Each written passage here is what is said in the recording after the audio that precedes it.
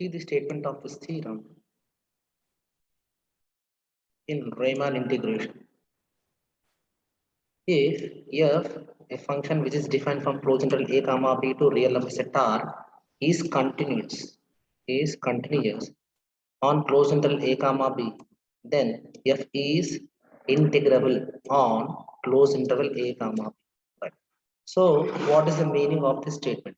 The statement states that if we take a real number line and a closed interval a comma b on it, and if we consider a function f, right, and if we test the continuity of f at a, then the limit of this function at point a will be equal to f of a, right? Limit extends to a, f will be equal to f of a, and the limit x tends to b, x tends to b, f of x will be equal to f of b, right? Right. So not only at point A and point B, if we take any point in between A and B, this condition will be satisfied by the function, right? If we find out the limit for suppose at point C, then limit extends to C, f it will be equal to f of C. So at every point in between A and B, including A and including B, for the given function f, limit will exist and that limit will be equal to f of a, f of b, and at every point this condition will be satisfied by the function, right? Assuming this continuity property, we have to prove that f is Riemann integrable on closed interval a comma b, right? So here in this theorem, it is enough to prove that upper Darboux sum of the given function f of x minus lower Darboux sum of this given function f of x with respect to any partition p is lesser than epsilon. If we are in a position to prove that upper Darboux sum as lower Darboux sum is less than epsilon, then we can clearly conclude that the given function f is Riemann integrable.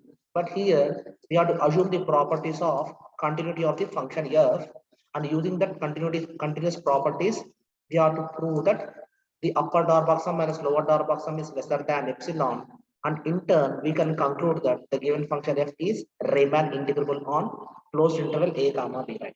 Further, the first assumption in this proof is let f is continuous on closed interval a comma b, right?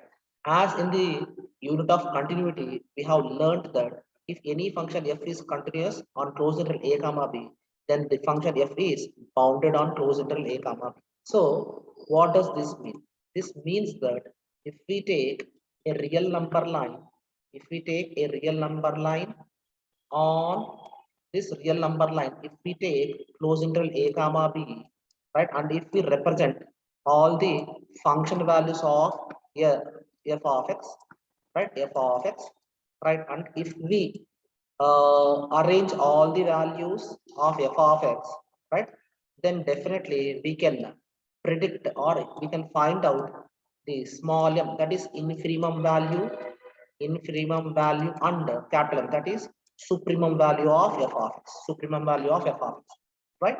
So this f is bounded on closed interval a comma b states that there exists infimum supremum of f of x for every x belongs to closed interval a comma b, right? Since f is next, the next sentence is since f is continuous on closed interval a comma b by Borel's theorem. So Borel's theorem states that for epsilon greater than 0, right, where exists a partition P is equal to x naught, x1, x2, so on up to xn minus 1 comma xn, right, of closed interval a comma b such that modulus of f of yr minus f of zr is lesser than epsilon by b minus a, right? So it is the statement of Borel's theorem, right?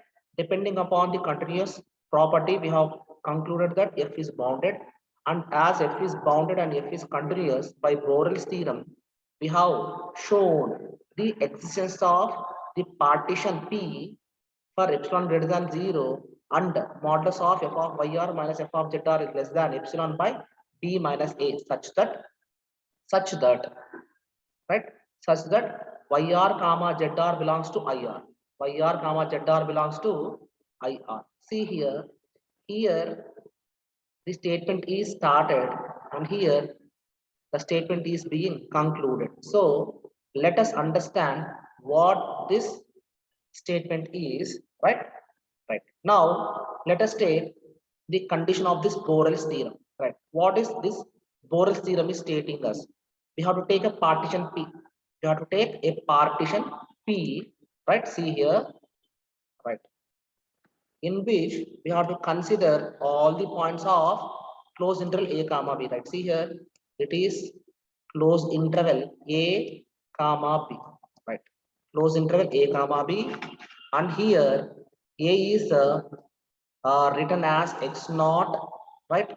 And the next point is x1, and next point is x1, and here b is written as xn, and the point before b is xn minus 1, xn minus 1.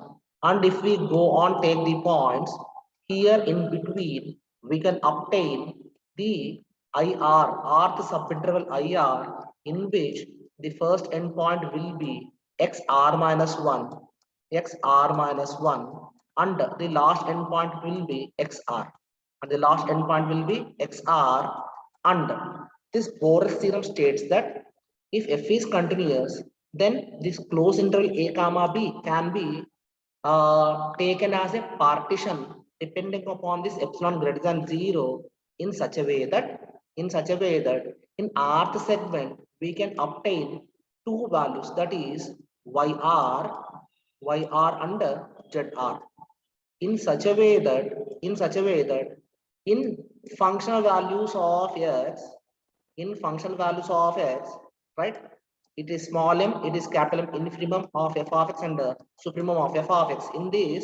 In these functional values of x, we can find out f of xr, sorry, f of yr, right, f of yr comma f of zr, in such a way that the modulus of their difference is lesser than epsilon by b minus a, epsilon by b minus a. This is being stated by this Borel's theorem, right? So generalizing this property for every subinterval, that is, in the first subinterval we can obtain y1 and z1 in such a way that f of y1 minus f of z1 will be lesser than epsilon by b minus a. Right. In the same way, in the second subinterval, that is in x1 comma x2 also, we can find out 2 points y2 and z2 in such a way that modulus of f of y2 minus f of z2 is lesser than epsilon by b minus a. In the same way, in the nth subinterval also we can find out yn, right, yn and zn in such a way that modulus of f of yn minus f of zn is lesser than epsilon by b minus a. That is what, see here, the suffixes are running from 1 to so on up to n, right? And these yr comma zr belongs to ir means y1 comma z1 belongs to i1, y2 comma z2 belongs to i2, and so on. yn comma zn belong to in such a way that modulus of f of y1 minus f of z1 is less than epsilon by b minus a for r equal to 1, right? And f of y2 minus f of z2 is less than epsilon by b minus a for r equal to 2, and so on. F of yn minus f of zn is less than epsilon by b minus a for r equal to n, right? So this is being stated by this Borel's theorem, right? So now let us proceed further. For this partition P, let small mr comma capital Mr be the infimum and supremum of f in IR, right? So as we know that this function f of x has infimum small m and infimum capital M for every x belongs to close interval a comma b. For every x belongs to close interval a comma b. That means in same way, if we take the partition points, why? Because this closed interval a comma b now it is considered as a partition in which, if we consider this rth segment IR, in this rth segment IR, if we substitute all the values of x in f of x, then we can obtain this small mr and capital MR for every x belong to this rth segment IR, right? Therefore, that is what they are telling us. Let's see here.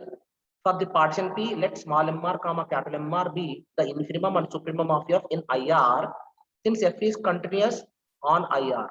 Now, so next, let us see what is the next condition, right? F of MR will be equal to f of alpha R. F of MR will be equal to f of alpha R, and the capital MR will be equal to f of beta R. Let us see, right? See here. Now let us take the partition again.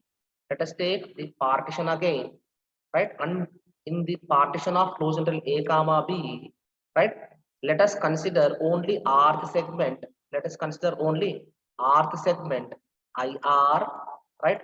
In which we take the first endpoint as XR minus 1, the next endpoint as XR, and in this rth segment, we can find out alpha R, and we can find out beta R, for which in function values of f of x, that is, it is small m, it is capital M, and all these are function values of x, f of x values represented on real number line. In this function values of f of x, for every x belonging to rth segment, we can find out small mr, that is infimum of f of x in rth segment, and capital MR, that means supremum of f of x in rth segment IR, right? MR will be equal to f of alpha R, f of alpha R. That is, for f of alpha R, we get small mr, and for f of beta R, we get capital MR. That is what they are telling us right now. Now we consider capital MR minus small mr is equal to. Now we consider capital MR minus small mr is equal to modulus of f of alpha R minus f of beta R. F of alpha R minus f of beta R, and as the given function f is continuous on IR also, therefore the difference between these two function values will be lesser than epsilon by b minus a, as we have taken this property while writing the continuous property of f of x at the starting stage of this theorem, right? So capital MR minus small mr is being considered, and as we know that capital MR is being obtained from this function value f of alpha R, and the small mr is being obtained by this function value f of beta R, and if we consider the difference of these both function values, as f is continuous in closed interval A comma B, and f is also continuous in R segment IR, right? Therefore, this modulus of difference value will be lesser than epsilon by b minus a, and R is running from 1, 2, 3, so on up to n. This means that we can find out alpha 1,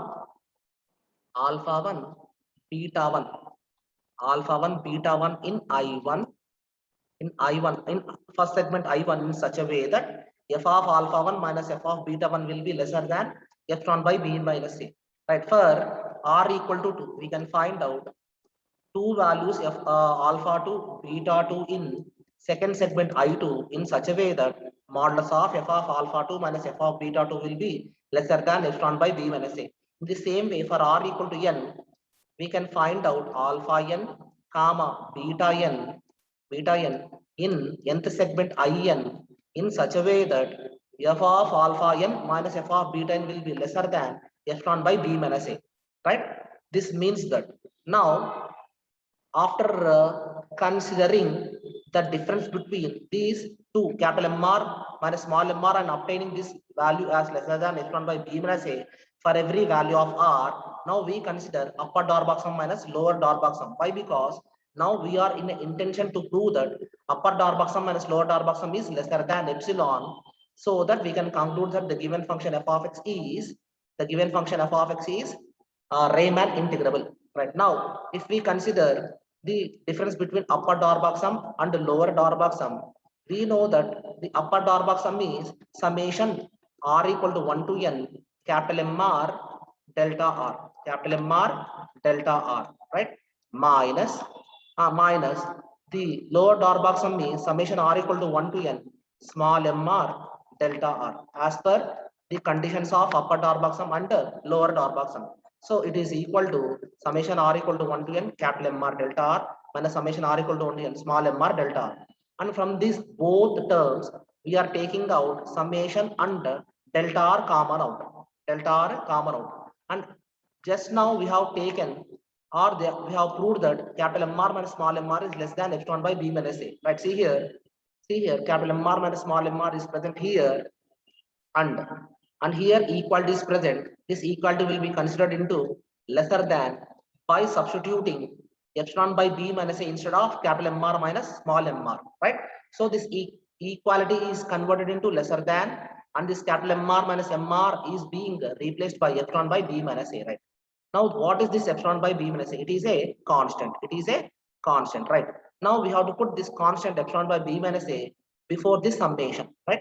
So what will be left over in this step? We get epsilon by b minus a into summation r equal to 1 to n delta r. And as we know by the properties of sum of all lengths of all sub intervals, that is summation r equal to 1 to n delta r means delta 1 plus delta 2 plus so on plus delta n, so on plus delta n. So what is delta 1? X1 minus x0, x1 minus x0, right? And what is delta 2? X2 minus x1, right? X2 minus x1 and so on. What is delta n? Xn minus 1 comma, sorry, xn minus 1 minus xn minus xn, xn minus 1 minus xn, right? So if we go on cancel, only two terms will be left over. Those are xn minus x0. Therefore, what is xn? It is b. And what is x0? It is a. Therefore, here we get a summation r equal to 1 till delta r value as b minus a, as b minus a. Now we can cancel these both, b minus a and b minus a, and only epsilon will be left over. That is, this value is equal to epsilon, but here we have got lesser than condition, right? So upper door box sum minus lower door box sum is lesser than, epsilon should be written at the end, at the end. So with this we have proved that for each epsilon greater than 0, there exists a partition from family of partitions of closed interval a comma b such that upper door box sum minus lower door box sum is lesser than epsilon, and definitely this upper door box sum minus lower door box sum will be greater than or equal to 0. Therefore, with this, we can conclude that f is Riemann integrable on closed interval a comma b. Right? This is the theorem in which we have proved that f is Riemann integrable on closed interval a comma b by using the condition upper door box sum minus lower door box sum is lesser than epsilon. Right?